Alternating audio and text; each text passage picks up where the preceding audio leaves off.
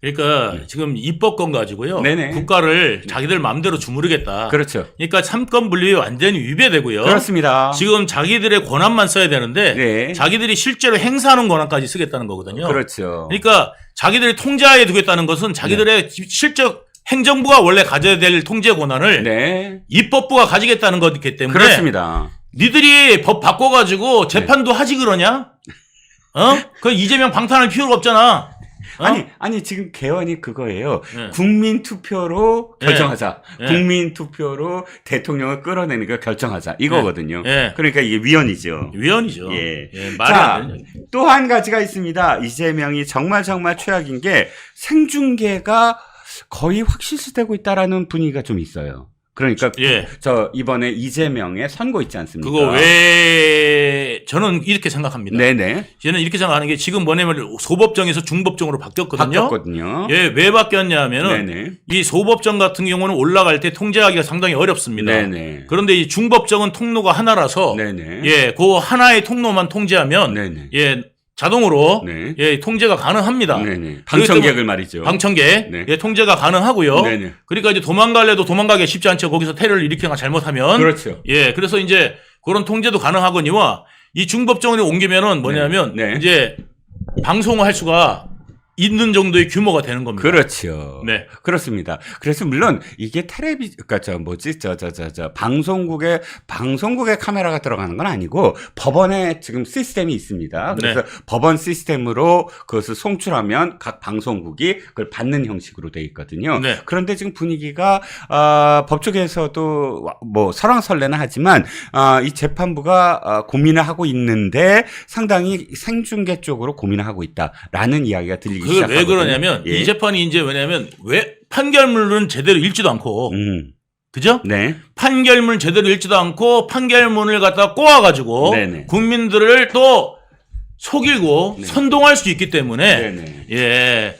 그러니까 이거를 갖다가 제대로 재판 다 봐라! 네. 라고 할 수 있다 이 이야기죠. 그렇습니다. 그런데 지금 또 민주당에서는 예. 이렇게 주장을 해요. 야, 이재명 무죄가 다 무죄다. 아니, 아직 멀었는데 왜 무죄야 선거법이? 그랬더니 이렇게 얘기합니다. 아니, 무죄가 난 판결이 있어. 뭐? 그랬더니 정읍시장. 정읍시장이 최근에 지금 선거법 위반으로서 무죄가 나요. 그래갖고 봐라, 정읍시장도 무죄가 났으니까 똑같이 이재명도 무죄다라고 주장을 합니다. 그래서 봤더니 이게 같은 게 아니더만요. 이거 보셨어요? 그건 못 봤습니다. 예. 아니, 봤더니 이거예요. 지금 이 정읍시장이라는 사람이 지자체 선거에서 이렇게 좀 허위사실이에요. 상대 후보가 땅 투기를 했다고 얘기한 거예요. 뭐 일부의 어떤 땅을 어떻게 사고 이거를 이제 토론에서도 얘기하고 했어요. 그런데 지금 재판부는 1심에서는 유죄를 냈는데 대법원이 무죄 확정을 했는데 무죄 확정이 이게 투기라는 말은 딱 한 번 들어가고 포괄적으로 얘기했다. 뭐 이 전체적으로. 그래서 이거는 그야말로 이제 이 표현의 어떤 자유를 좀 줘야 되는 게 아니냐. 라고 이야기하면서 뭐 몇 가지 더 있지만 어쨌든 이 사안 자체가 이재명의 사안과 비교가 될 수 없는 사안이다. 라는 겁니다. 그러니까 거기는 이제 상대방에 대해서 표현할 때 상대방에 대한 표현이고 상대방은 공격했어요. 공격할 때의 표현이고 뭐 나중에 봤더니 증여야. 증여라는 걸 입증을 해요, 이 사람이. 근데 이제 1심에서는 커봐라, 증여를 어떻게 투기라고 했니? 하고 유죄를 때렸는데 대법원은 약간 이렇게 얘기를 해요. 그러니까 그 상대 후보가 증여라는 걸 바로 그럼 반박을 했어야 됐는데 토론이나 이런 데서 그 당시 반박을 하지 못했다. 그러니까 좀 뒤늦게 뭐 법원에서 공방을 벌이다가 증여라는 말이 나왔기 때문에 이 사람이 그러니까 정시장이 된 사람이 그렇게 이야기하는 것에 대해서 정당한 어떤 방어를 하지 못했기 때문에 이걸 뭐 어느 정도는 인정해 줘야 된다. 이렇게 된 겁니다. 저쪽에서 의혹 제기할 수 있다. 의혹 제기할 수 있다. 이렇게 볼 수 있는 거죠. 그렇죠. 언론의 자유처럼 이제 의혹 제기는 할 수 있죠. 그렇죠. 그러면 이제 그거에 대해서 그거 너 잘못 알고 있어. 이거를 갖다가 이거는 저기 내가 증여받은 건데. 그렇죠. 이거 투기한 거 아니야? 너 그럼, 증여받은 그럼. 거 잘못 알고 있네? 네. 너 한 번만 더 이야기하면 허위사실 유포로 고소할 거야. 다시 한 번 더 얘기해봐. 그렇지. 이렇게 갔어야 되는 거죠. 그렇게 갔어야 되지. 예. 맞아요. 예, 그렇게 해가지고 네네. 너 잘못 알고 있는 거야. 네네. 내가 지금까지 잘못하는 건 인정해주겠지만 너 네네. 한 번만 더 이야기하면 내가 허위사실 유포를 할 거야. 그렇지. 이렇게 갔어야 되는데 네네. 예, 그렇게 못 간 거죠. 그렇죠. 못 간 거지. 근데 이거는 이제 이재명은 예. 제가 몰랐습니다. 그다음에 협박을 받았습니다. 지가 네. 지를 갖다가 포장하기 위해서 네네. 거짓말을 한 거잖아요. 그렇죠. 예. 맞습니다. 포장만이 아니라 이건 결정적으로 네. 어마어마한 범죄로 연루가 되잖아요. 즉 백현동과 그다음에 대장동 그 당시에 만약에 이게 이재명이 실질적으로 가장 중심적인 주범이었다라는 혐의가 김문기 씨를 안다고 함으로써 언론 대장동을 연관짓게 되고 대장동과 백현동을 연관짓게 돼서 언론들이 그때 막 그럼 이재명과 관계 맨날 써대고 그러면 대통령 후보가 안 돼요. 못 돼요. 그리고 그러니까 무조건 모른다라고 자기를 방어한 거잖아요. 그리고 또 한 가지가 더 있죠. 왜냐하면 네. 이제 그 백현동 네. 내가 국토부로 협박받았다. 네. 예, 그 문제가 그 있죠. 문제가 있죠. 예, 그러니까 그 백현동도 문제 있는 사업이거든요. 네네. 김인섭이 정바울로부터 76억인가 78억을 받았지 않습니까? 그렇습니다. 수수해가지고 징역 5년 받았고 그렇죠. 이재명도 그걸로 인해가지고 지금 기소된 상태고 기소된 재판받고 상태죠. 있습니다. 그럼요. 예, 그걸로 재판받고 있어요. 예. 그러니까 자기 죄를 덮기 위해서 네네. 마치 아닌 것처럼 네. 아무 문제 없던 것처럼 거짓말을 한 거기 때문에 그렇죠. 예, 이거는 완전히 제가 다른 겁니다. 정읍시장과 다르죠. 시장자 여러분 네. 확실합니다. 네. 정읍시장 쪽에서는 뭐냐면 상대 후보에 의혹을 제기한 거예요. 그거 지금 땅 투기한 거 아니냐 하면서 의혹을 제기한 거고 이자는 자기의 범죄를 덮기 위해서 예. 범죄를 그거가 덮기 위해서 이게 아마 제가 저 기사를 보긴 봤는데 언제 봤냐면 한참 전에 봤을 거예요. 이게 2심 나왔을 때. 2심 항소심 나왔을 때. 예, 항소심 나와서 무죄 나왔다고. 네네네. 항소심이 무죄가 됐어요. 네네. 그래가지고 항소심 무죄가 됐고 이게 아마 대법원에서 무죄 확정된 것 같은데. 최근에 예, 그래서 1심에서 유죄 나오고 2심에서 항소심에서 무죄 나왔을 때 그때 제가 이 기사를 봤는데 네네. 지금 대법원 이야기가 나오니까 이게 뭐지 좀 헷갈렸어요. 맞죠. 기억하시죠? 예. 그래서 네. 지금 이 민주당의 사람들이 저한테 하는 얘기마다 무죄라니까라고 이렇게 강조를 해요. 매번. 하지만 그때마다 엄청나게 다른 이야기를 하고 있다라는 것이고요.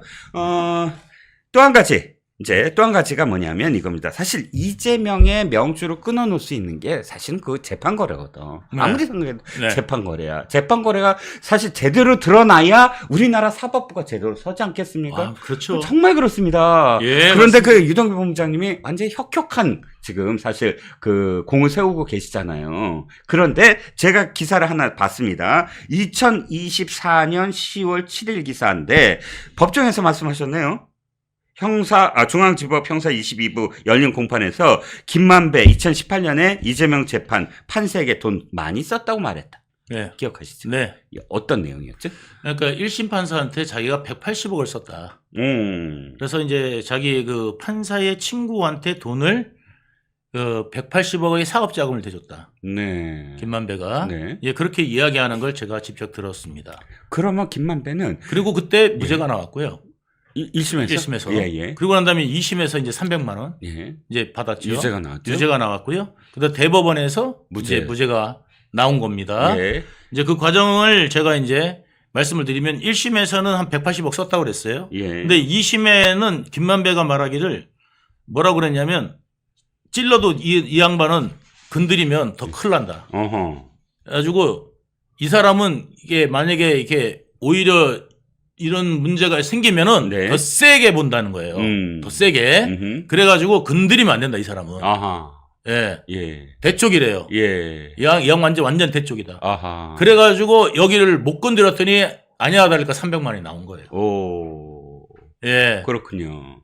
아니, 잠깐 제가 이제 헷갈려서. 예. 지금 김만배는 1심부터 어쨌든 그러면 관여를 했다는 거였잖아요. 예.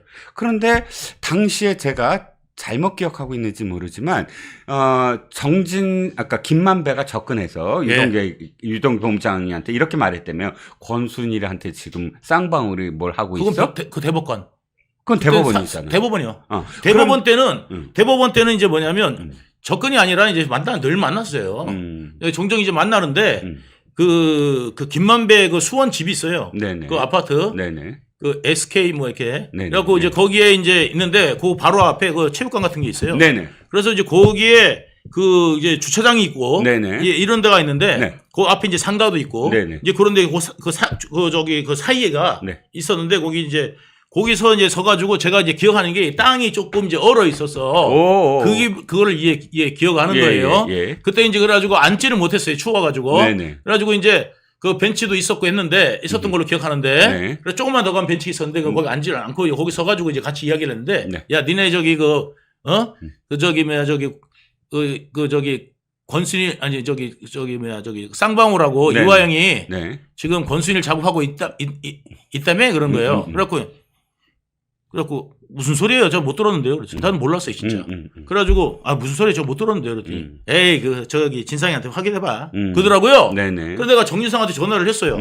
그래갖고 전화를 해갖고 형님 우리 저기 그 쌍방울하고 아니면 저기 이화영하고 해가지고 네. 지금 뭐 권순일 작업하는 거 있어요? 네. 그랬더니 깜짝 놀라면서 네. 너 그거 어떻게 알았냐? 이런 거예요. 그 비밀인데.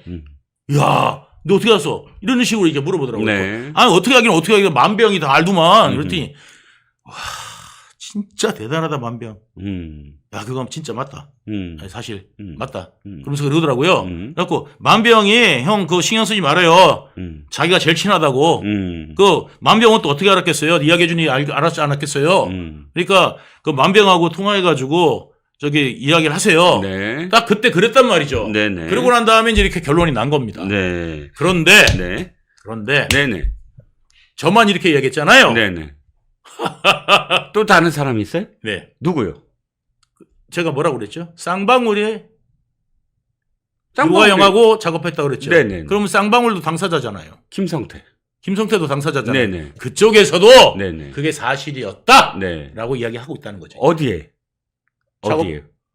법관 로비했는 거. 법관 로비한 거를. 예. 그렇다면 어쨌든 김성태도 당시에 자기들 돈으로 법관을 로비하기 위해서 작업을 하고 있었다라는 것이 어떤 증거로 남아 있을 거잖아요. 네. 왜냐면 기업이니까 당연히. 아니 다 내용을 알고 있을 거 아니에요. 내용을 알고 있고. 그러니까 뭐냐면 네. 제가 그때 들었던 내용하고 네네. 제가 들었던 내용이 뭐예요? 김성태하고 쌍방울이 권순일 작업하고 있다는 걸 들었던 거잖아요. 네네. 그러면 해당 당사자가 그 당시에 그러면 했어야 되잖아요. 그렇죠. 그다음에 정진상도 화들짝 놀라면서 사실이다 얘기했잖아요. 네네. 그랬으니까 실제로 했다는 거 아니겠어요? 그렇죠. 그러면 그 당시에 뭐를 했는지 김성태는 알고 있을 거 아니에요? 그렇죠. 그래서 제가 그거를 확인을 했다고요.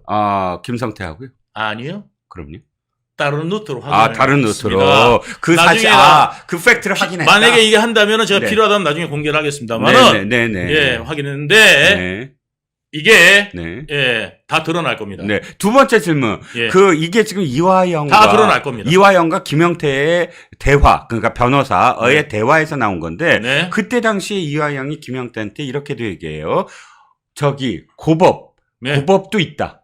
법관 로비 고법도 있다. 항소심도 있다. 이렇게 얘기하거든요. 예. 근데 그럼 쌍방울인데 쌍방울이 고법도 그럼 하려고 했었다? 이렇게 이해를 해야 되나요? 그러니까 이제 그런 부분들이 네네. 이제 쌍방울 김성태 입으로 네네. 다 나올 거라고 생각되고요. 네네. 예, 확인이 될 거라고 생각됩니다. 네. 이제 내가 볼 때는 쌍방울 김성태가 마음을 안 먹어서 그랬지. 네. 의리 때문에 네. 굉장히 의리 있는 사람인 것 같아요. 제가 볼 땐. 네네. 예, 그런데 이 부분에 너무 실망이 큰 나머지 이제는 다 입을 열고 국민들의 궁금증을 다 해소해 줄 거다. 이렇게 저는 확신합니다. 만약 그렇지 않으면 저도 제가 할 이야기가 있다. 네네. 그런 말씀을 드립니다. 그리고 예. 여러분들이 생각하시는 그 내용들에 저는 근거 없이 절대 말씀드리지 않는다. 네네. 라는 말씀을 분명히 드립니다. 네. 그러니까 이재명 너는 실수한 거야. 뭐 옛날에 재명아 실수한 거야. 유동일 본부장께서도 말씀하셨잖아요. 나는 네 밑에 있으니까 그냥 삐리로 보였지. 네 밑에 있으니까. 자근자근 말려 죽이겠다. 내가 증거 없다고 생각하니까 예. 나를 가지고 갖고 하려고 그랬던 거죠. 네네. 근데 동규야 부탁한다. 네가 좀 해줘라. 네네. 이것과 네. 그냥 썩은 거 먹어. 아니 잘라낸 것과 네네. 같지 않잖아요. 같지 내가 않죠. 도마뱀 꼴이냐? 네. 그렇죠. 예. 예, 그렇습니다. 고막은 꼬리가 된 그 꼬리의 기분을 아세요? 나도 모르게 나는 떨어져 있더라고. 아까는 같이 다녔었는데 이게 막 다닐 때 같이 다녔었는데 그렇지. 보니까 떨어져 있는 거야. 그때서야 내가 꼬리였구나라는 걸. 나 잘렸구나. 잘린 거구나. 그렇구나. 이미 이렇게 된 거예요. 그렇죠. 그렇습니다. 자, 또 하나 기사가 제가 본 게 이런 제목이 있어서 갖고 왔어요. 유동규 본부장이 지금 법정에서 한 말인 것 같은데 7차 공판, 대장동 7차 공판에서 이재명을 비판한 시의원의 뒷조사를 지시받았다. 예. 어떤 내용인가요? 그 이재명을 갖다가 맨날 깐 그 당시에 시의원, 성남시 의원들이 있어요. 네네. 몇 명이 있어요. 그 중에서 이제 제일 짜증나는 게 뭐냐면 그 실명을 이야기할게요. 유군주 의원. 그 당시에 유군주 의원이라고 있었고, 뭐 김재노라고 또 있고, 그래서 그 의원들이 있는데 이재명을 워낙 떠가지고 엄청나게 싫어했어요. 그래가지고 이제 이것들 뒷조사 좀 어떻게 안 되나 막 그러면서 이랬단 말이야. 그래가지고 내가 그때 이제 알아보니까 이제 유군주 의원이 뭐를 했냐면 이제 정지상이 그러더라고. 유군주 이거 저기 못해라던 놈인데 이거 분명히 파보면은 뭐 성매매 이런 거 해가지고 분명히 있을 기다. 그거 한번 찾아봐라. 나보고 그렇게 오다를 내렸어요. 그리고 이제 저기 김재노는 뭐였냐면 김재노 의원은 뭐였냐면 그 당시에 이제 또 뭐가 있었냐면 무슨 업자로부터 저기 그 골프 연습장, 골프 연습장 그 연습장의 연간 회원권을 받았다. 이제 이 이야기가 있어가지고 그거 관련돼 가지고 좀 그 연습장에 아는 사람 확인해 가지고 그 사실이 있으면 경찰을 내다가 넣어라. 이제 이런 이야기가 있었죠. 그렇군요. 그러니까 사실 이게 무슨 조폭들도 아니고 솔직히 뭐 김성태한테 조폭 얘기를 하지만 자기를 비판했다고 해서 뒷조사를 지시하는 시장이 있을까요? 그건 기본적으로 시장의 어떤 자질, 법, 마인드 이런 게 전혀 없다. 그러니까요. 아니 모텔하면은 그게 뭐 불법한다는 그게 있습니까? 그렇죠. 그리고 확인해 보니까 그 내용을 아는 사람이 없어요. 그러니까 정당하게 돈 주고 끊었는 것 같아요. 그래서 제가 더 이상 그 의원들에 대해서는 아니 사실 그건 뭐 안 했습니다. 그렇죠. 불법적이니까 그런 지시를 내리는 사람의 정말 그 뭐랄까 뭐 인간성 내지 시장이라는 걸 어떻게 하는지 사실 자기가 구린 사람이 그런 걸 더 많이 또 의심하잖아요. 자기가 구리니까 그런 거겠죠. 그런데 저는 이 50억 클럽 6명에 대해서도 사실 제대로 수사를 해야 된다. 보니까 전부 다 대개는 다 수원에서 수원 지검에 있다거나 수원 지법에 있던 사람들이고 다 대개 그리고 나중에 검찰총장 되고 해서 뒤에 어떤 직위가 커서 그렇지. 저는 지금 제일 심각하게 생각하는 사람이 사실은 지금 많이 거론되고 있는 권순일보다 더 심각한 사람이 딱 한 사람이 저는 김수남? 아니요. 그럼요. 김수남도 지금 뭐 그때 당시에 많이 도와준 걸로 알고 있어요. 그렇지 많이 그걸 한 걸로 알고 있긴 하지만 그것보다도 지금 현직에서 최고 파워를 내고 있는 사람이 따로 있습니다. 현직에서? 그러니까 지금 이제 검찰에 있다는 얘기가 아니고요. 그 사람의 입김이 우리나라에서는 굉장히 크게 작용할 수 있는 힘을 갖고 있습니다. 6명 중에 한 사람입니까? 그렇군요. 그래서 이제 그 사람이 그 회사의 의견과는 다르게 그 회사 안에서의 입지가 있기 때문에 그 사람의 입지로 인해서 이게 이제 관련될 수가 있다. 그 사람하고 이제 그 당시에 내가 이거 언론에다가 내가 이야기하기도 힘든데 그 사람이 지금 뭐냐면 그 당시에 이제 중앙일보 사주하고 이재명하고 연결하는 것까지 제가 그 당시에 했었었거든요. 홍석현이요. 홍 회장 만나기 전까지. 그래서 이제 홍 회장을 만나냐 마냐 이렇게 해가지고 모처에서 만나는 것까지 그때 이제 연결을 제가 하려고 한 적이 있었어요. 근데 이제 저를 그때 패싱하고 그때 이제 그 사람이 그 홍 회장을 연결해 주기 전에 그때 그 대구에 유력 신문인 지방지인 모모일보에 그 회장하고도 이재명하고 저하고 같이 밥을 먹은 적이 있습니다. 보고집에서 밥을 먹은 적이 있는데 그 후에 이제 그 중앙일보하고 이제 JTBC가 이재명을 좀 깠어요. 네. 그랬더니 이제 정진상이 네. 저거 어떻게 안 되냐 네. 해가지고 그분한테 이야기를 했더니 네. 그 자리를 마련하겠다 아하. 해가지고 연결을 하고 있는데 네. 저는 이제 진상이 형한테 형 안 만날 거야 그랬더니 머뭇머뭇거리더라고. 네. 그때 나는 이미 잘렸을 시기인 거예요. 아, 중요한 어떤 일이나 중요한 정보에서 제외를 시키기 시작한 거지. 시작한 그때. 거구나. 21년도에 제외시키기 시작한 때 내가 이제 하니까 뭐냐면은 그거를 내가 만나는 걸 또 주선하면 그걸 다 또 이야기 알 거 아니에요. 그러니까 되겠지. 비밀 정보에 대해서는 됐다 그냥 안 만나기로 했다 이런 식으로 얼버무렸었거든. 약간. 근데 나는 안 만날 리가 없잖아요. 예. 오히려 만나게 해달라고 해놓고 그렇지. 송사되니까 안 만난다. 예. 이게 말이 안 되잖아요. 그렇죠. 그래서 난 이거 이상하다 생각을 했었어. 그때 깨달았어야지. 나는 몰랐지. 난 믿었지. 그냥 깨졌나 보다. 이제는 우리 그 대장이 마음이 깨끗해져서 이제 저런 거 힘을 안 써도 되나 보다. 이렇게 생각을 했지. 예. 얼마나 이렇게 순수해. 그러니까 개딸들의 마음을 이해해. 니들의. 개딸 니들 마음 이해해. 충분히 이해해. 이해는 해. 예, 이해는 그래서 해. 용서는 못하겠어. 아니, 이해는 해. 예. 이해만. 예, 이해만 해. 이해만. 예. 그렇군요. 와, 그때 어쨌든 이재명은 참 뭔가 획책을 하려고 예. 점점 많은 사람들을 만나기 시작하고 정재계의 또 유명한 사람들을 만나고 하면서 꿈을 키우기 시작했군요. 그때 네. 딱 그랬군요. 자, 근데 사실 이 얘기가 왜 나왔냐? 6명 중에 1명 얘기가 나오면서 홍석현으로 갔어요. 네. 그 한 명이 누구냐? 굉장히 궁금해 하셔갖고 이름은 말씀 안 하셔도 되지만 네. 지금 뭐 로펌에 있나 보죠? 로펌에 없습니다. 아, 로펌에 없다? 로펌을 그냥 혼자 갖고 있었는데. 혼자? 예, 갖고 있었어요. 그렇구나. 그랬는데. 네네. 없고요. 네. 예, 지금은, 어마어마한 기업에 들어가 있습니다. 네. 누군지 알겠다. 기업에 있군요. 거기에가 언론 파워가 세잖아요. 그렇죠, 그렇죠. 자, 그것과 관련해서는 다음 기회에 또 저희가 또 말씀을 드리겠습니다. 골프 여신님, 아이고, 감사합니다. 네. 슈퍼챗 진짜 감사합니다.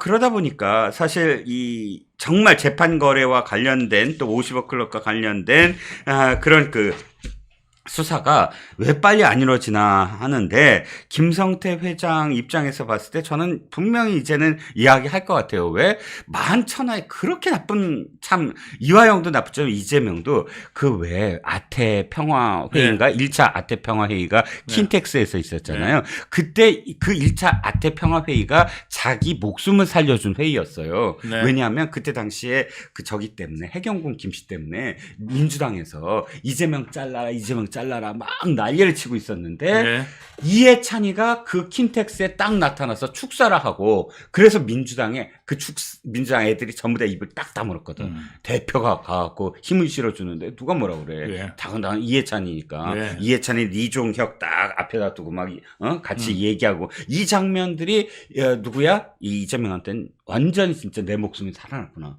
나 제명당할 뻔했는데 이 장면인데 그 킨텍스의 아태평화회의를 스폰서가 누구게요? 거기 저기 쌍방울. 쌍방울이에요. 보니까 현수막 있잖아요. 현수.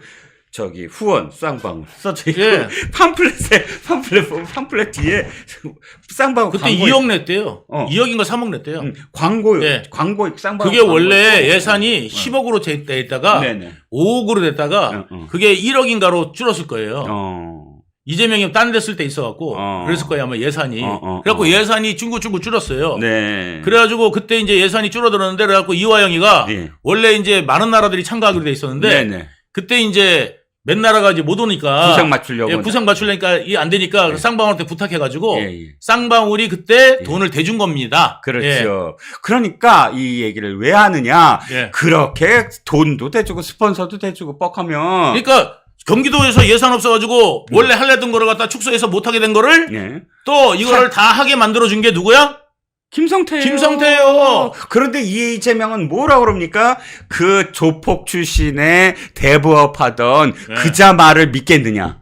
라고 아예 기자들 앞에 대놓고 얘기하잖아요. 꼬난TV 너는 슈퍼챗 쏘지 말라고 그랬지. 내가 금지라고.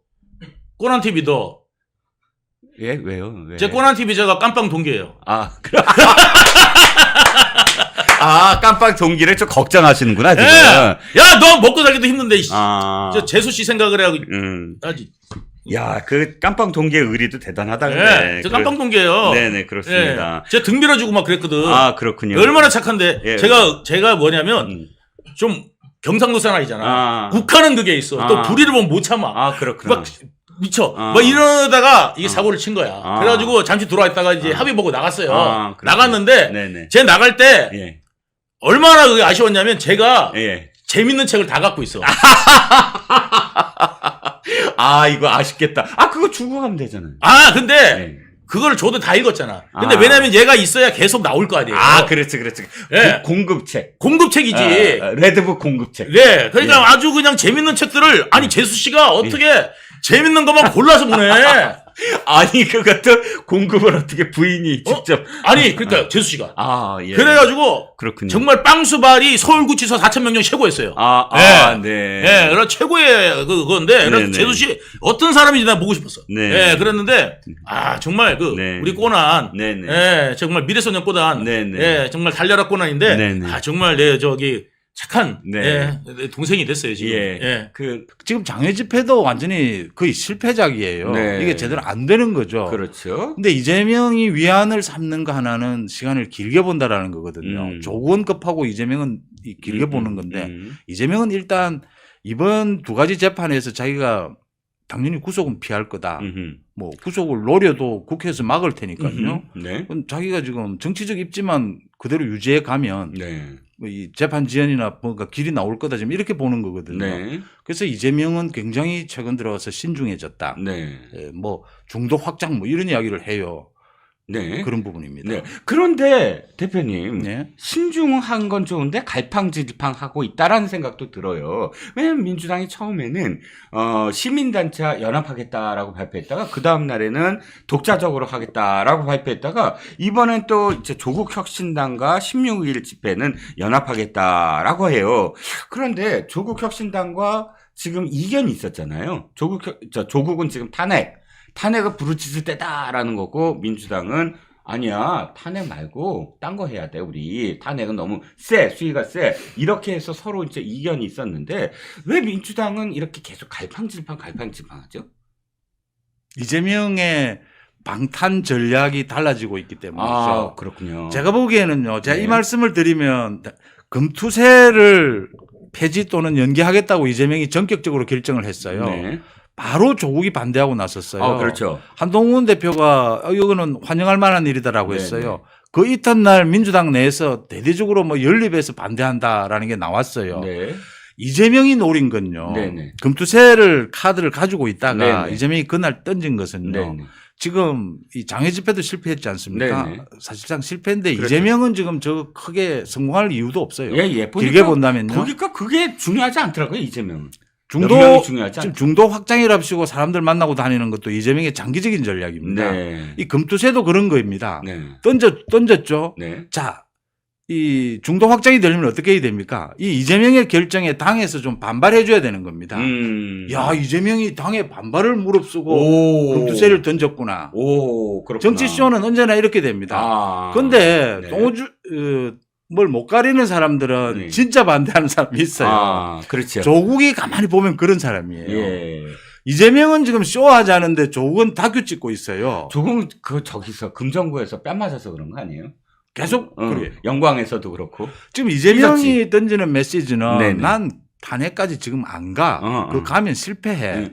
이게 맞아. 순서가 있거든요. 단계별로. 하야하라, 뭐 헌법 단축하자. 그 다음 탄핵이 나와야 되거든요. 그 다음 결정적인 게 잡혀야 돼요. 어느 쪽이든. 근데 조국은 지금 밑도 끝도 없이 급한 거예요. 그러니까 조국은 진심으로 다큐 찍고 있어요. 소위 우리말로.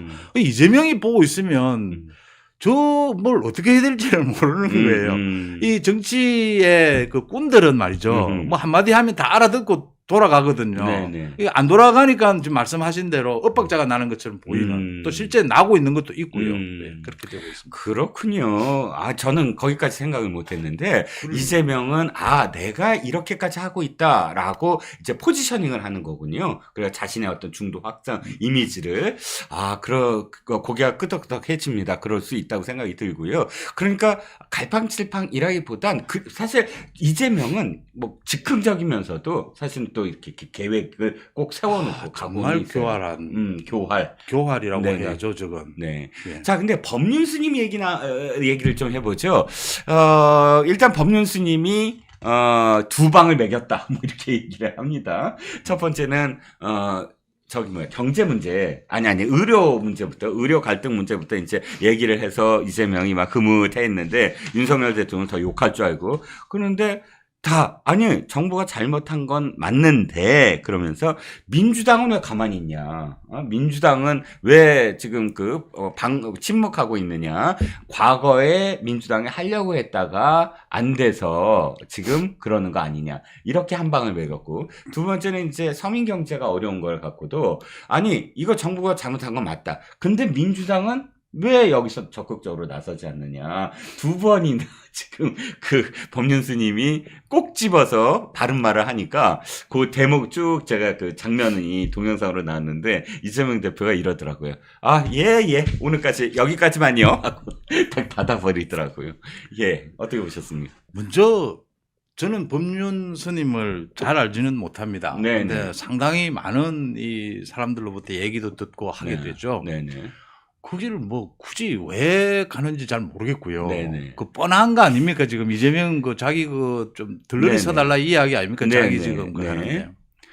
그다음 이제 이재명이 원하는 이야기는 해줘요. 윤석열 정부가 잘못됐다는 이야기는 해주는데 그 2가지를 꼭 찝습니다. 그 이재명으로서는 통렬하게 아팠을 거예요. 제가 보기에요. 이 여야 의정 이제 11일 출범하지 않습니까? 오늘 윤 대통령도 이걸 통해서 많은 것을 이루어야 된다라고 했는데 이건 이재명이 한동훈 대표에게 딱 걸려든 거예요. 그렇죠. 여야 의정 부분은요. 그렇죠. 자기 그때 한동훈 대표 만나가지고 좀 이렇게 적당히 해가지고 뭐 좀 이득을 취해보려고 한동훈 소위 말하면 슬슬 끌거면 한동훈이 좀 이 윤 대통령과 뭐 많이 들이받는 이걸 노리고 그래 주고받고 하려고 나갔는데 한동훈이 그런 의도가 전혀 없으니까 이 카드를 그냥 쥐고 왔던 거예요. 그렇죠. 이 카드는 이재명 입장에서는 이재명은 무슨 뭐 이념적으로 금투세를 생각하는 사람 아닙니다. 아무 생각 없어요. 그러니까요. 이념도 없고 표에 도움 되면 그냥 하는 거고 이런 겁니다.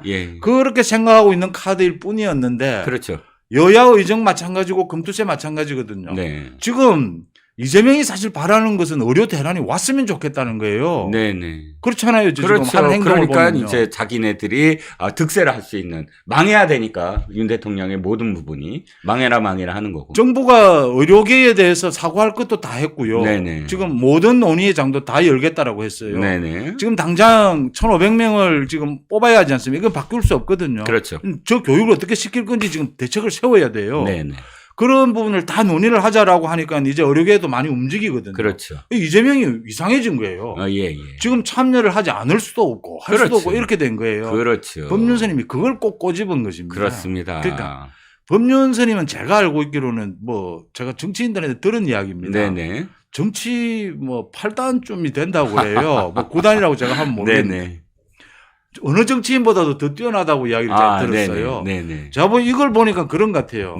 이재명 보고 그러니까 네가 헤매고 헛다리를 짚어놓고서는 그걸 내보고 지금 도와달라 들러리 서달라 하면 나도 내 이름이 있는데 적당히 이 이야기를 하고 있는 거라 이렇게 봅니다. 저는 또 이 법륜스님 찾아간 게 뭐가 떠오르냐면 안철수가 안철수 랩에 있을 때 그래갖고 왜 부채도사 막 출연하고 막 뜰 때 세 사람이 나섭니다. 김종인과 윤여준과 법륜스님. 안철수한테 시장 나가라, 뭐 어디 나가라, 뭐 해서 멘토라고 얘기하잖아요. 즉 그런 의미. 지금 김종인도 만났고 윤여준도 만났고 법륜스님까지 만났잖아요. 아까 말씀하셨듯이 이 세 사람은 사실 중도적인 이미지 그리고 킹메이커들. 뭐 킹메이커 하려고 하는 그 사람들, 옛날에 그랬던 사람들이니까 그 이미지를 한번 자기가 편성을 해보겠다. 그리고 또 법륜스님이 하는 게 북한의 어떤 뭐 기아 내지는 뭐 어린이 여기 돕는 운동을 많이 하거든요. 정토에서. 네. 그러다 보니까 만나자마자 윤석열 정부가 지금 전쟁을 획책하고 있습니다라고 하면서 좀 그쪽으로 뭐 얘기를 들으려고 했는데 어쨌든 돌아온 건 너네는 왜 그렇게 하니 도대체 뭐 이런 비판을 받았다. 뭐 이런 상황입니다. 이제 이재명이 흔들흔들 휘청휘청 불안불안하다 보니 민주당 내에서 김동연 지사가 요즘 조금 바쁜 것 같아요. 엄청 바쁘죠. 네. 예. 그런데 좀 전에 이제 단독 기사, 문화일보 단독입니다.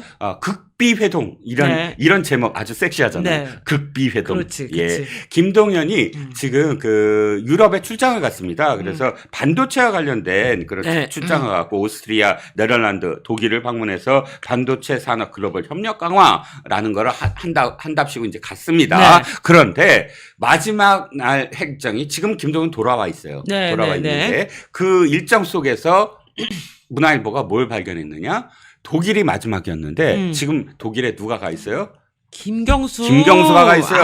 그러니까 김경수를 만났다라는 걸 문화일보가 확인한 겁니다. 극비리에 만났다. 전혀 그 일정이 전혀 없었고, 그러니까 경기도에 확인을 요청하니까 경기도가 우리 지사님께서는 반도체와 관련해서 유럽을 출장을 다녀오시고 왜 있잖아요. 그 공무원 특기에 시선 돌리기, 딴소리 하기, 참 이런 얘기 있죠. 공무원이 자기가 안 한다는 얘기를 돌려서 얘기하는 게 300가지도 넘는다면서요. 이런 거죠. 뭘 해야 되는, 그러니까 민원이 들어왔다거나 아니면 위에서 지시를 했을 때, 왜 선출직 지사가, 시장이 지시를 했을 때, 검토하겠습니다. 이게 첫 번째, 안 하겠다. 안 할 겁니다. 이런 얘기입니다. 안 할 겁니다. 두 번째, 해당 부처에 지금 바로 넘기겠습니다. 안 할 겁니다. 이 사건은 공중에서 계속 돌아다닐 겁니다. 이런 뜻이네요. 그런 뜻이죠. 이게 300가지가 넘는데요. 그러니까 이 어공들이 가서 배우는 게 첫 번째, 그거부터 배운대요. 300가지 버전. 어찌됐든 다시 돌아와서, 그래서 그 경기도에 물어봤더니 딴소리만 주창 했다는 겁니다. 딴소리만 주창했다는 건 뭐야? 확인했다는 거죠. 만났다는 거죠. 안 만났다고 얘기를 하는 게 아니니까. 사실 안 만났으면 그런 일 없으니까 얘기해야 되는데 딴 일을 말을 돌렸다는 건 만났는데 말할 수는 없어. 이런 거네요. 그렇죠. 그러니까 지금 대표님이 말씀하셨듯이 김동연도 똥줄이 탔다. 그래서 이게 지금 내가 안에서 혼자 하기에는 굉장히 지금 애매하다. 그래서 김경수한테 너 언제 돌아오니? 너 지금 꿈이 뭐니? 어디까지 할 거니? 나한테 좀 넘길래? 뭐 이런 교통 정리를 한 거나. 내가 하고 다음에 네가 할래? 뭐 이런 건가요? 그렇죠. 그래서 네가 부산 경남을 좀 정리해 주면서 나한테 좀 이렇게 어떻게 안 되겠니? 자, 그런 의미가 이 사람이 지금 기사들을 보면 이거 사상 첫 전직 국회의원 2명을 도정 참여시켰다. 뭐 이렇게 했는데. 경기도에? 네네, 경기도에 저기로. 그런데 보니까, 윤준호라는 사람이 20대 국회의원이었대요. 근데 이 사람을 정무수석 자리에 내고 또 부지사 자리도 바로 전직 국회의원을 했다고 합니다. 고영인이라는 분이에요. 근데 보니까 정무수석 있잖아요. 정무수석이 누구죠? 윤준호가 부산 해운대 을 출신이야. 부산. 그러니까 물론 경기도가 온갖 곳에서 전부 다 와서 일을 할 수 있는 곳이에요. 서울도 마찬가지지만. 그렇지만 하필이면 그러네요. 그렇죠? 김경수를 만나고 부산 출신을 인정한다는 건 좀 심상치 않네요. 국회의원을 정무수석으로 냈다. 지금까지 그 전까지는 뭐예요? 친문. 그렇죠. 학살당한 비명, 관에서 있는 사람들 밭뚜껑 열어주고 경기도로 모여 이런 양산박처럼 전부 모여 우리 도모해보자 했는데 지금은 콕 집어서 핀셋으로 하고 있다. 부산 출신 해운대. 왜냐하면 민주당은 사실 김대중 대통령을 빼고는 다 부산 출신이잖아요. 그렇죠. 부산 출신 민주당 정치인이 대통령이 된다라고 하는 분위기가 있기 때문에 부산에 대한 게 애정이 지금 최근에 기사가 2개가 나왔는데 부산일보가 낸 기사가 이거예요. 부산일보. 부산 뭘 했다? 부산은 지금 민주당 완전히 내분이 일어나서 엉망진창이 됐다입니다. 네. 왜냐하면 더민주혁신회의가 네. 그 금정구 선거. 후보를 네. 막 그냥 밀어붙였대요. 그 사람을. 그 사람을 밀어붙여 김예진가 뭐 떨어진 사람. 어쨌든 떨어진 사람. 네. 그런데 기존에 부산이 더민주혁신이랑 상관없잖아. 네, 이재명이랑 상관없어요. 네. 부산 경남 자체는 그렇죠, 부산 그렇죠. 경남 자체에 어쨌든 맹주가 없어서 그렇지 뭐 이 PK 쪽 그 라인들이 있잖아요. 네. 그쪽에서 이번에 완전히 화가 난 거야. 네. 그래갖고 결과도 망한 거니까. 그래갖고 그 당협위원장이 지역위원장인가 어쨌든 네.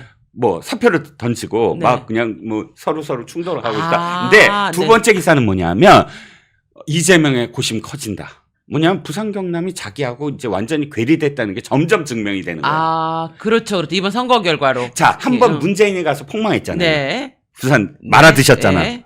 낙동강 벨트 서부까지 작살을 냈잖아. 그쵸. 동부를 넘봤는데 동부 침을 흘리다가 보니까 서부까지 완전히 네. 폭망을 했잖아. 네. 이번에는 이재명이 갔어요. 네. 금정구에 또 폭망했죠. 이재명도 폭망을 한 거야. 그러네요. 그러니까 이재명이 그러네요. 부산 경남을 예. 어떻게 할 건가 뭐 이렇게 고민을 해요. 그런데 아시다시피 민주당은 어떤 정권이에요. 대주주는 호남이지만 그렇죠. 부산 경남을 그렇죠. 어떻게든 갖고 와서 부산을 먹는 자가 대통령이 되는 정당이죠. 영남이라는 TK와 PK의 전체 구도를 갈라치기. 그쵸. 영남은 TK는 어차피 안 안 되잖아. 되고. PK의 일부라도 내가 뜯어오면 네. 영남을 갈라치기 할 수 있다. PK가 그쵸. TK로. 네. 영남이 TK와 PK가 손을 잡고 한 영남으로 이렇게 지금 표현되면 그쵸. 필패다. 네. 이겁니다. 근데 지금 사실 그 이재명은 PK에 그렇게 공을 들이지 않았어요. 그렇죠. 네, 그런데 그러니까 다시 김동연으로 김동연이 섭섭해. 김동연 오늘 주인공인데 독일까지 가서 네, 만나고 왔는데. 네. 자, 근데 생각해보니까 지금 민주당 신산김이라고 하는 김동연, 김부겸, 김경수 중에 김경수, 김부겸이 다 부산이에요. 김경수, 김부겸 TK. 대구구나. 대구야, 대구. 그러네, 대구시장 나왔어. 어쨌든 그 영남 쪽이잖아요. 영남, 그렇지. 그렇게 놓고 보면 김동연 입장에서는 똥줄이 타겠네요. 똥줄이 타지. 예. 그래서 김경수 만나고 정무수석 부산하고 네. 그 다음에 또 하나 있어요. 소통 수석이라고 해서 소통 쪽을 누굴 맡겨? 김부겸 보좌관을 맡겨. 김부겸 보좌관을 될 거예요. 누구지? 손준혁. 저기예요. 부산대 총학생회장 출신. 또 그쪽을 또 인맥이 있으시구나. 네. 아마 한청년에서 뭐 했을 텐데 한청 의장이었나? 손준혁 씨가 맞는구나. 손준혁이를 지금 경기도에 데리고 와요. 그러니까 부산 출신의 국회의원을 데리고 오고 김부겸 보좌관 출신을 데리고 오고 하면서 너무 웃기네. 더민주혁신회의는 전남대 총학생회장 출신인 강의원이 리더예요. 알아요. 한청년 의장. 한청 의장 출신. 근데 지금 김부겸은 손준영이라고 하는 부산대 총학생회장을 재밌네요. 재밌죠, 구도가. 네. 한청년의 몰락이다, 진짜. 그렇죠. 그러니까 사실 이런 것 같아요. 막 왜 오리가 물 밑에서 막 파닥파닥 하는데 안 보이잖아요. 네. 그 파닥거림이 김동연 네. 느낌으로 엄청 파닥파닥 그러네요. 그렇구나. 엄청 헤엄치고 있죠, 지금 김동연. 그리고 지금 김현건 경제부지사가 사의를 표했다고 했는데 보니까 김현건 씨가 친명 라인이에요. 이게 뭐 어떤 뜻이냐면 이거예요. 자, 수도권에 경기도에 얼마나 많은 민주당 의원들이 있어요. 그쵸. 여기는 국힘은 없잖아. 없죠. 그리고 더군다나 이재명 라인이라고 하는 사람이 한둘이 아니에요. 그렇죠. 경기도에. 네. 그런데 이재명이 경기도지사 그만둔 다음에 대권에 나오면서 김동연한테 준 거야. 그러네요. 너무 충격인 거예요. 저기가 누구지? 라인들이, 친명들이. 그렇죠. 나 충성을 다했는데 왜 내가 안 돼? 라고 했어요. 네. 그런데 중요한 건 이겁니다. 김동연하고 딱 손을 잡고 왜 이재명이 봤을 때 김동연은 그냥 저기야 아무것도 아니야. 차라리 야심 있는 친명보다 김동연 지금 어리버리하고 그러네. 우습게 본 거지. 그래갖고 이게 욕심이 있어 보이지만 뭐 알겠어 뭐 이런 생각했겠죠. 그렇지. 그러니까 딱 하나 약속을 받아낸 게 너 내가 심어놓은 사람 건들지 마 였어요. 네. 어마어마하게 심어놨거든. 네. 아무리 대선 후보고 뭐 민주당이 뭐가 당대표가 되더라도 걔네들 다 못 갖고 와. 워낙에 네. 경기도가 네. 아시잖아요. 네. 어마어마한 네. 사이즈가. 네. 그래서 진짜 엄청나게 많은 사람들을 꽂아 넣었으니까 걔네들 한 번에 자르지 마. 네. 알았지? 아, 네. 한 거예요. 그런데 자르기 시작한 거지. 왜? 이재명이 이제 곧 갈 거거든. 그리고 그 김동은이 왜 네. 법과 관련해서 네. 현재까지 발견된 건 얼마입니다라면서 이거 같이 다 실드 치듯이 실수를 했잖아요. 네, 고소할 겁니다. 아니, 다 경찰에 넘길 겁니다. 네, 이렇게 네. 얘기했죠. 그거 일부러 그런 건가 봐요. 당연하죠. 엿먹으라고. 당연하죠. 당연하죠. 왜냐하면 또 이게 한평생 공무원만 하는 네. 사람이 법카나 혹은 네. 왜 업무 추진비 이런 거 네. 빠삭해요. 네. 더군다나 나라의 국가를 지키던 사람인데. 그렇죠. 경기도에서 법카가 어떻게 되는 걸 딱 들어가서 딱 보면 아미다지. 근데 김동연이 이렇게 이제 움직이니까 김부겸도 조금 꿈틀꿈틀. 김부겸 꿈틀꿈틀 거려요. 대놓고 사실 김부겸이 원래 착한 무슨 이미지잖아. 네네. 그 착한 아저씨 이미지잖아. 네네. 그래갖고 몇 가지 지금 그리고 약간 인터뷰... 이재명 꼬봉 이미지를 이번 선거에서 살짝 낙인이 찍혔어요. 그렇죠. 네. 그러니까 사실 자기가 빛을 발하지 못하는 사람 다 이유가 있어요. 이번에 선대위원장 하지 말았어야지. 그렇지. 왜 굳이 거기 그치. 이거 하기 싫은 거 얼굴 내색하고 네. 나 이거 하기 싫어. 뭐 이거 얼굴에 줄줄 써 있어. 그러면서 끌려다니면서 이렇게 얼굴 비추는 느낌이었거든. 맞아요. 그런 짓을 하면 사실 그 자가 발전이 안 돼요. 나중에 이제 기록이 남지. 그런데 지금에서야 인터뷰해 갖고 얘기를 합니다. 장외투쟁 네. 국민에게 희망을 주는 거 아니다. 이번에 장외투쟁한 거에 대해서 한마디 했어요. 말 같은 소리를 한 번씩 하네요 또. 그렇지. 근데 이게 뭐냐면 좀 이렇게 반향이 있어야 될 거 아니야. 그러면 근데 웅얼거리는 느낌이야. 그러네. 반향이 없어. 그러네. 그리고 국민일보 인터뷰에서도 제1야당이 대통령 탄핵 쉽게 꺼내서는 안 된다라고 얘기를 했어요. 네. 그러니까 사실 민주당에서 이런 목소리를 해야 되는데 워낙에 일관되게 싸우거나 그렇죠. 아니요. 그렇죠. 진짜 뭐 이렇게 배수진을 치거나 아니면 김부겸이 뭘 못했어요? 사람들을 살려냈어야 됐어. 그렇죠. 임종석을 살렸어요. 학살 당하는 순간순간에 이거 진짜 안 된다. 이게 어떻게 느냐? 민주당당이냐. 다른 해당 당사자가 하는 것과는 또 다르잖아. 김부겸이 얘기를 하면. 그렇죠. 근데 그거 안 하고선 지금 이렇게 무슨 훈수 두듯이 탄핵 쉽게 꺼내면 안 돼요. 장애투쟁하면 국민들이 뭐 해요. 이렇게 얘기하면 웅얼거림이야. 그러니까요. 뒤에서 그냥. 아니 밖에서 볼 때는 어떤 느낌이냐면 당내 민주화도 못하는 놈이 무슨 대한민국 민주화를 얘기해. 니네 그렇지. 당이나 해. 이런 느낌이에요. 그렇지. 어디서 민주투사 흉내를 내. 니네 당이나 해. 이런 느낌이에요. 그렇지. 아시다시피 정치는 뭐예요? 들고 남이 뚜렷해야 돼. 그쵸. 들어갈 때 이거 깨지더라도 이건 진짜 이게 내 페이스다. 내가 피를 철철 흘리는 게 막 즐거워야 돼. 그치. 내 얼굴에서 피가 나네. 드디어 성공했다. 그러고 이제 싸울 때 제대로 싸우고 네. 맞을 때 제대로 네. 얻어맞고 네. 이게 들고 네. 날 땐 또 확실하게 네. 나오고. 네. 근데 낄 때 끼고 빠질 때 빠져야 되는데 네. 낄 때 안 끼고 그러니까 낄 때 절대 안 끼고 왜 뒷북치고 있어. 내 몸에 피 안 돼 절대 나는. 그러니까요. 피 안 나. 전쟁 다 끝나니까 갑자기 칼 들고 나와가지고 어딨어? 다 죽었어 임마 이런 느낌 있잖아요. 그렇죠. 그러니까 김부겸이 안 돼. 어쨌든 그러네요. 안 되는데 뭐 이 삼김이 합쳐서 얼만큼 나올지 모르지만 그럼에도 불구하고 김동연은 사실 김동연은 자기 베이스 캠프가 있잖아요. 경기도라는. 그렇죠. 아무래도 지자체니까 경기도는 베이스 경기도가 캠프가 큰 있고. 데니까 조심. 그러니까 반도체 핑계 대고 김경수를 만날 수 있잖아. 그렇죠. 그렇죠? 외국을 나갈 수 있고, 나갈 수 있고. 또 자기 캠프로 사람들을 끌어들일 수도 있고. 그렇죠. 예. 이렇게 그 여러 층위에 네. 또 이제 PK와 네. 또 이제 뭐 TK 막 이렇게 네. 쭉쭉 끌어당기면서 전체적으로 진영을 갖추는 그런 모습이다. 그러니까 김동연도 김경수도 김부겸도 지금 11월 달을 지켜보고 고대하고 있다라는 겁니다. 저는 이번에 이 비명 행사, 친명 횡재할 때 사실 입쪽 다물고 아무것도 못했던 이분들 모여가지고 그냥 그렇죠. 민주화를 위한 쫄보 협의회 뭐 이런 거. 그렇죠. 예, 민쫄협을 추천드립니다. 예. 그리고 회장하시면 되겠네요. 그리고 그렇게 해갖고 이 사람들이 뭐 독재 정권에 맞서 우리가 대단하게 싸운 것처럼 하지만 이런 것들에 한번 밀리면 계속 밀리거든요. 결국은 아무것도 못하게 되지 않을까. 정치는 기싸움입니다. 그러니까요. 그러니까 지금 진짜 임종석은 절대 아무것도 못하는 게 그때 당시에 이 공천 파동 때 공천에 싸웠어야죠. 잘렸는데 나가잖아요.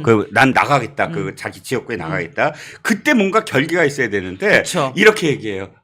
네, 제가 뭐 끝까지 한번 좀 고려해 주시면 어떻게 고려 좀 해주세요. 이렇게 얘기를 해요. 그 순간 얘는 끝난 거야. 거죠. 그냥 끝난 거야. 끝난 꼬리 거죠. 푹 내린 거지. 끝난 거죠. 싸울 땐 싸우고 아니면 나 들어서 때려치겠다고 하던가 아니면 난 끝까지 내가 여기서 참여한 정당 네. 지분이 얼만데 네. 나는 끝까지 공천 싸움을 하겠다.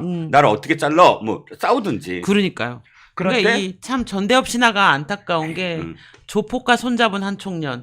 전대엽 몰아내다. 전 그렇게 기사를 쓰고 싶네요. 네, 기사 쓰시지. 아니 그러니까 임종석은 자신 본인의 문제가 아니야. 그러니까 큰 정치인들은 뭐냐면 내가 아니라 우리 그쵸. 세력에 대한 문제였어. 그쵸, 그때는 그쵸. 왜 다 임종석을 바라보고 있었거든. 그러니까요. 임종석은 못 자른다라고 생각을 했어요. 왜냐하면 또 홍익표가 네. 저 절친이잖아. 그쵸. 홍익표가 자신을 희생해서라도 지금 너 그러니까 나가라 했죠. 지역구를 뭐 희생은 아니지만 왜냐하면 원래 임종석 지역구였는데 홍익표한테 물려줬고 홍익표가 쭉 하다가 다시 이제 내놓죠. 자기가 난 강남 가겠다 대의였잖아. 네. 나는 홍익표를 별로 좋아하진 않지만 어쨌든 네. 강남 가서 죽겠다. 근데 죽일 테니까 이 지역구는 원래 주인한테 네가 다오라고 해라. 하면서 사실 위에 이재명한테 네. 사인을 줬고 이재명한테 네. 잘 보였잖아요. 그쵸. 어쨌든. 나쁘게 보이진 않았으니까. 그러고 갔는데 그렇다면 친구의 어떤 그런 그 결기가 그럼요. 있고 또 다 잘려나가는데 아무도 얘기를 못하고 그냥 울고만 있어. 그러면 임종석은 그때 내 지역구를 사수한다는 게 중요한 게 아니고 그렇죠. 이 잘려나간 사람들을 대신해서 그때 얘기를 맞네요. 했어야 돼. 맞네요. 그게 자신의 운명이야. 그렇죠. 근데 그걸 배반한 거야.